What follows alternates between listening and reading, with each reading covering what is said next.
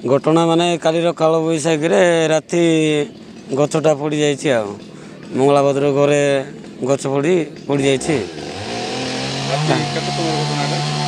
ରାତି ପ୍ରାୟ 2ଟା ହେବ ପ୍ରାୟ। କ୍ଷୟକ୍ଷତି ମାନେ ତାଙ୍କର ମଙ୍ଗଳାଭଦ୍ର ସ୍ତ୍ରୀଙ୍କ ମୁଣ୍ଡରେ ଆଘାତ ଲାଗିଛି। ସେ ବର୍ତ୍ତମାନ କୋରାପୁଟ ମେଡ଼ିକାଲରେ ଚିକିତ୍ସାଧୀନ ଅଛନ୍ତି।